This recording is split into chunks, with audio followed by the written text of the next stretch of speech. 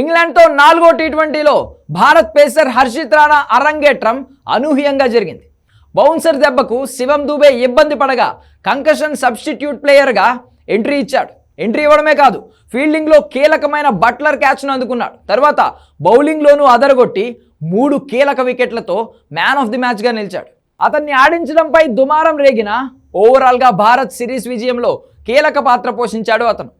శివం దూబేకు bouncer తగలడంతో అతని స్థానంలో concussion సబ్స్టిట్యూట్గా Harshit Rana బరిలోకి దిగాడు. ఈ అవకాశాన్ని హర్షిత్ రాణా అద్భుతంగా అందిపుచ్చుకున్నాడు. అరంగేట్ర మ్యాచ్లోనే 4 ఓవర్లు బౌలింగ్ చేసి 3 వికెట్లు పడగొట్టాడు. అనూహ్య పరిస్థితుల మధ్య ఓ ఇన్నింగ్స్ పూర్తయిన తర్వాత అంతర్జాతీయ టీ20లోకి అరంగేట్రం చేసిన హర్షిత్ రాణా మ్యాచ్ విన్నింగ్ పర్ఫార్మెన్స్తో ఆకట్టుకున్నాడు. దాంతో అతనికే player of the match award దక్కింది. మ్యాచ్ అనంతరం తన అరంగేట్రంపై హర్షిత్ రాణా మాట్లాడాడు. కంకషన్ సబ్స్టిట్యూట్గా ఆడాలనే విషయం తనకు ఆలస్యంగా చెప్పారని రాణా చెప్పాడు. ఇప్పటికీ తన అరంగేట్రాన్ని నమ్మలేకపోతున్నానని, ఇదంతా ఓ కలలా అనిపిస్తోందన్నాడు. చాలా రోజులుగా అవకాశం కోసం నేను ఎదురు చూస్తున్నానని చెప్పుకొచ్చాడు.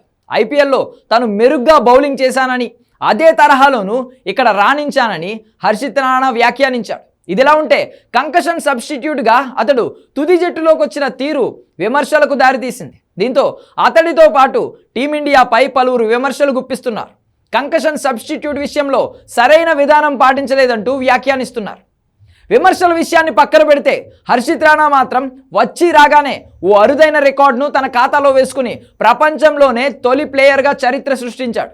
టీమిండియా తరపున ఈ విధంగా అరంగేట్రం చేసిన తొలి క్రికెటర్గా నిలవడంతో పాటు ప్రపంచ క్రికెట్లో టీ20 ఫార్మేట్లో ఈ విధంగా ఎంట్రీ ఇచ్చిన తొలి ప్లేయర్గా ఘనత సృష్టించాడు.